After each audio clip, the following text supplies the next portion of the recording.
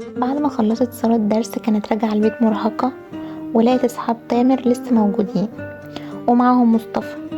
مامتها قالت لها تحضر العصير وتدخله، وهي بتدخل العصير ياسر قال لها: ايه ده؟ سارة بنفسها جايبة العصير؟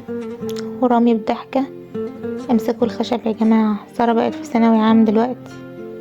سارة ردت بطريقة: ده انا سبت المسلسل اللي كنت جاية اجري علشان الحقه وجايبالكم العصير بنفسي، في الاخر تقولوا كده؟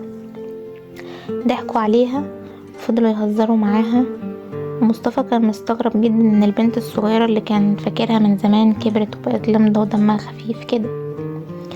الايام عدت ومصطفى بقى يزور تامر واصحابه كتير، وبدأ ياخد على سارة اللي بقت بتعامله زي باقي شلة تامر. سارة مش بتخلي هزار يعدي، وكانت بتقعد تشتكي انها عايزة فسحة وتغيير، لكن تامر دايما بيقطع كلامها وبيقولها انسي، الامتحانات قربت. جه يوم فرح اخت رامي وكانوا كلهم معزومين، سارة وصاحبتها مها واخت ياسر. كانوا مع بعض عند الكوافير. لما ركبوا العربية مع مصطفى الهزار اشتغل طول الطريق. مصطفى قال لهم: هو انتوا فاهمين الثانوية غلط ولا ايه؟ سارة ردت: طب كنا نيجي الفرح ومعانا الملازم مثلا؟ في الفرح سارة كانت شقية جدا، ولدرجة ان مصطفى لاحظ ان الكل مركز معاها. راح قال لها: هدي شوية علشان الناس كلها بصالك. ردت عليه: كفاية كده يا درش، احنا في فرح، مش مصدقة اني هربت من تامر ورامي تطلع لي انت. مع الوقت مصطفى بقى يحس ان البيت ده بيته، وسارة مش مجرد اخت تامر لكن واحدة طبيعية جدا معاهم. ومع كل هزار وضحك كان دايما بيلاقي نفسه مبسوط في وجودها، حتى لو كلامهم كله هزار ودوشة. وفي يوم تامر سأل سارة عن رأيها في مصطفى. ردت قالت له: مؤدب وعادي، بس واضح انه شخص ناجح يعني. تامر قال لها: هو صح لسه مكمل في هندسة بس متأخر شوية بسبب السفر. شيماء صاحبة سارة، مصطفى فاجئ كل الناس وقال قدامهم انه بيحب سارة، وده خلاها تحس بارتباك كبير جدا بعد الموضوع ده، وطلع بيعمل مقلب. لكن سارة كانت متضايقة ومش فاهمة ليه هو بيعمل كده، خاصة انه بدأ يتصرف معاها بطريقة غريبة.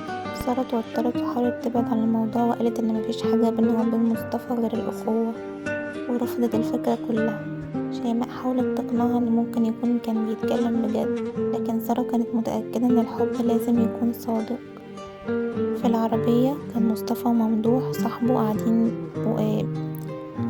مصطفى كان بيقوله ان هو فعلا بيفكر في سارة بجد، لكن خايف يعترف بحبه عشان ما يخسرش علاقته، وكان مش عارف يتصرف ازاي. سارة كانت بتتكلم مع ملك صاحبتها وكانت متوترة جدا بسبب اللي حصل، وملك صاحبتها كانت بتدعمها. في نفس الوقت كان في واحد تاني اسمه أحمد بيبعت لسارة رسائل على الإنترنت، بس كده خلاها مش عارفة تتصرف ازاي. أحمد كان بيحاول طول الوقت يقولها حاجات ظريفة ويمدح في شكلها ولبسها، لكن سارة كانت بتفكر في مصطفى، كانت متلخبطة وما كانتش عارفة تتصرف ازاي. مصطفى فكر كتير انه يحاول يعترف لسارة بحبه، بس ملقاش غير طريقة واحدة. كلم ملك في التليفون صاحبتها المقربة وقال لها تيجي تقابله. ملك صحيت بدري ومستنية مصطفى على النور. بعد شوية راحوا الكافيه القريب من الجامعة. ملك كانت متحمسة ومتفائلة، لكن لما مصطفى قال انه بيحب سارة وعايزها تساعده، ملك انهارت داخليا. حاولت تتمالك نفسها، لكن الموقف أثر فيها جدا، وقررت تهرب من الموقف بحجة انها لازم تروح البيت. سارة كلمت أحمد وقالت له يجي يقابلها في الجامعة وكده.